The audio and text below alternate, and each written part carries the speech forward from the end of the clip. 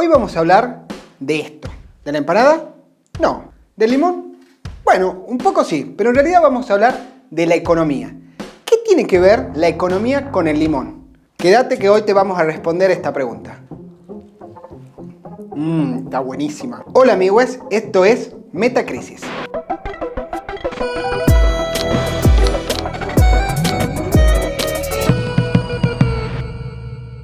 Argentina es el tercer productor mundial de limón. En Tucumán, después de la industria azucarera, la citrícola es la más importante de la provincia.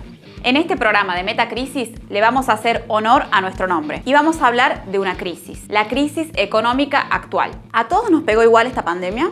Para hablar de esto tenemos que imaginariamente trasladarnos al mundo prepandémico. Así que Doc, llévanos al pasado. El limón viene de Asia. Llegó en el siglo XV montado en el barco de los conquistadores europeos. Aunque no lo creas, el barco sí llegó en limón. El limón sí llegó en barco. El limón llegó a Tucumán en 1556. En ese entonces, lo que hoy es el norte argentino, era una de las rutas de ingreso del Virreinato del Río de la Plata. Hubo dos cuestiones que fueron claves para que esta planta se asentara bien acá en terreno tucumano. El buen clima y las condiciones geográficas. No por nada Tucumán es el jardín de la República, ¿no? Esta fruta tiene tantas propiedades que parece Alperovich. Yo tengo 10 canciones, no una. Decimos que tiene tantas propiedades que se ha convertido en un producto fundamental en la industria alimenticia y farmacéutica. El cultivo de cítricos estuvo principalmente en manos de pequeños productores españoles e italianos, pero en la década del 40 hubo una plaga que atacó a los naranjales.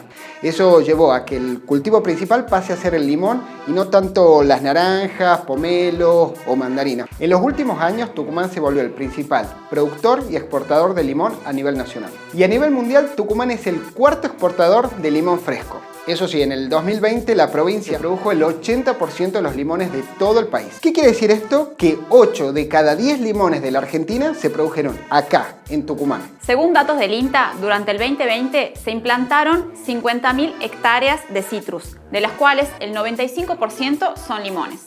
Un dato no menor en esto es que, a diferencia de otros rubros, esta industria no tuvo prohibiciones para funcionar durante el aislamiento con el objetivo de reducir los contagios. Pero volvamos a los limones. Seguro que conoces a alguien que le pone limón a todo. Por algo el limón es considerado el rey de los cítricos. Ya que estamos, contanos, ¿vos a qué le pones limón? Déjanos acá el comentario, así vamos charlando mientras ves este video. El destino de los limones depende de dos variables: la calidad de la fruta cosechada y la época del año. Una gran parte va para industria, otra parte va para exportación como fruta fresca y solo un 8% va como destino para consumo interno. Eso sí, generalmente son los más feos. ¡Esto es inaceptable! Pero también se hacen muchas cosas. Por ejemplo, es muy importante el destino internacional que tienen algunos de los productos industriales que se hacen con el limón, como el aceite, el jugo y la pectina. Es lo que le da viscosidad a la mermelada. Datazo. Al limón le encanta viajar. Tiene todo el pasaporte sellado. ¿Quién pudiera, no? Francia, España, Países Bajos, Italia, hasta Estados Unidos. Durante la última década, las exportaciones de fruta fresca, jugos y aceites esenciales promediaron los 550 millones de dólares anuales. Una verdadera década ganada. La tonelada de limón vale lo mismo que un iPhone 11, $900.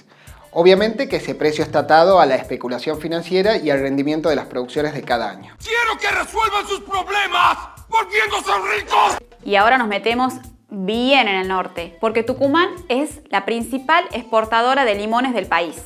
Y son solo 5 empresas las que concentran el 70% de las exportaciones.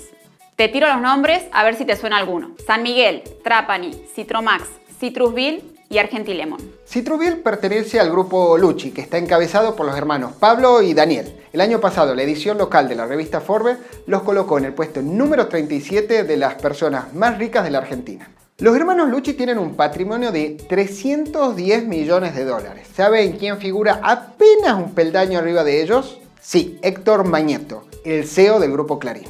Pará, seguro que estos empresarios tuvieron compromiso social durante la pandemia, ¿no?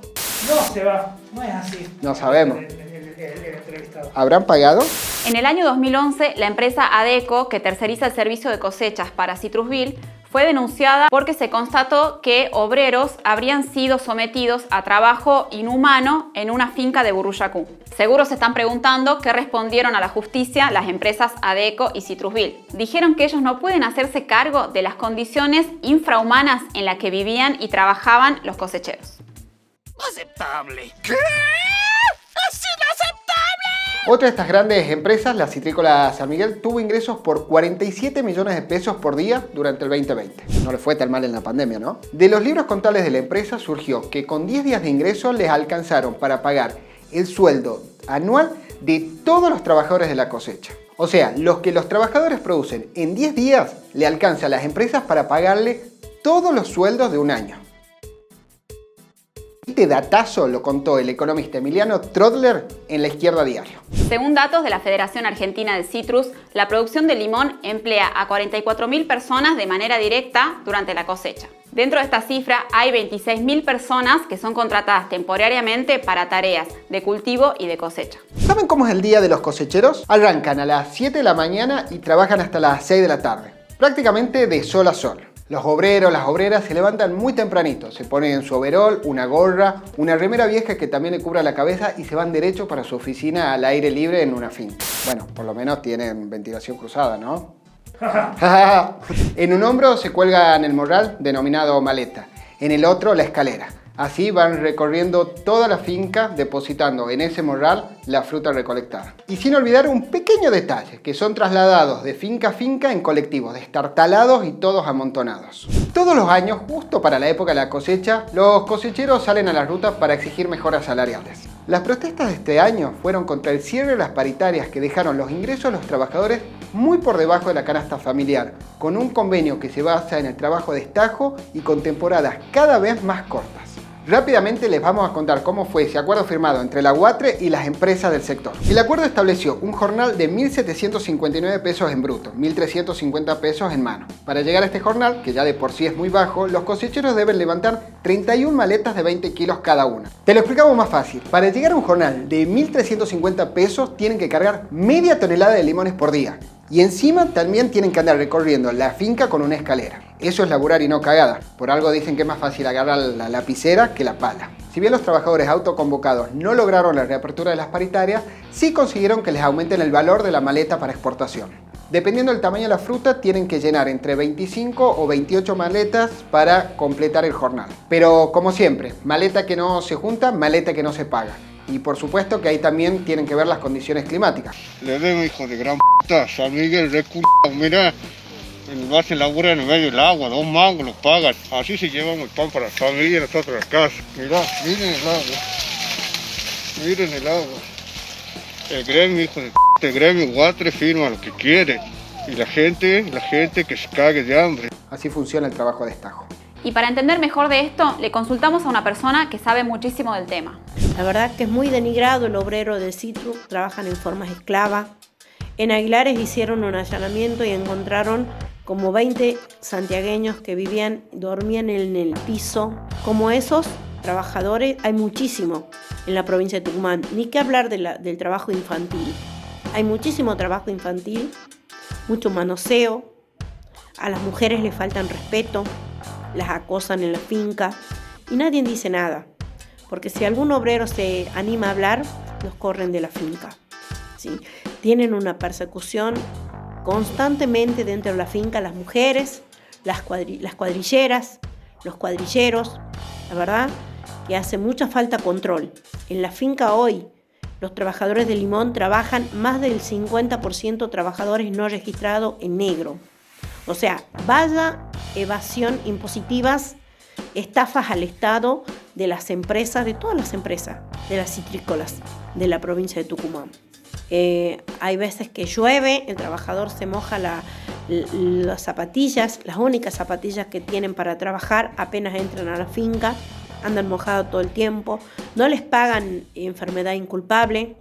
Con el tema de la pandemia del COVID la pasaron muy mal los trabajadores del Citrus, porque ni siquiera le pagaron como enfermedad inculpable los que se contagiaron en las fincas. No cumplen con las más mínimas higiene y seguridad a los trabajadores, no le entregan ropa de trabajo, no le entregan ni siquiera las herramientas, le hacen descuentos indebidos. El trabajador que trabaja sin registrarse, en negro, le hacen los descuentos como si fuera un obrero que estuviera trabajando en blanco. Todo ese dinero se queda al empleador. Las grandes empresas que se quedan con la plata de los trabajadores del limón, los trabajadores del citro. Peor aún, las paritarias de los trabajadores rurales vienen siendo más bajas que la inflación, tanto en el macrismo como ahora en el gobierno actual. Este año la paritaria cerró en un 40%, pero los trabajadores denuncian que de ese 40% de aumento, el 14% es recomposición del poder adquisitivo de lo que se perdió el año pasado. Resumiendo, el aumento real de este año sería de un 26%, contra una inflación anual aproximada de un 43%. Y dentro de este grupo, las más perjudicadas fueron las mujeres y los jóvenes. Al parecer, los que peor la pasaron por las restricciones durante la pandemia fueron los trabajadores y las trabajadoras. En nuestras redes contamos más ejemplos de gente a la que la pandemia le dio básicamente una soberana cagada. Vamos a compartirles en nuestro Instagram algunas de las conclusiones de un informe que analiza el impacto de la pandemia en Tucumán. Esta investigación es de 3 economistas tucumanas: Beatriz Álvarez, María Florencia Correa Deza y Agostina Zulli. Ahí las autoras analizaron quiénes fueron los grandes ganadores y los grandes perdedores económicos de la pandemia acá en Tucumán. Cuando pensamos este programa, nos preguntamos si la pandemia por coronavirus afectó económicamente a todos por igual. Hoy analizamos un caso, la situación de los trabajadores del limón y de los empresarios. ¿Y a vos? ¿Cómo te fue? Déjanos tu comentario en este video. Ya que estamos hablando de tanta crisis, metacrisis, redes de crisis, no te olvides de me gustear este video, apretar la campanita, suscribirte a este canal y seguirnos también en nuestras redes sociales, Instagram, Facebook y Twitter. Esto fue Metacrisis. Veme el lunes.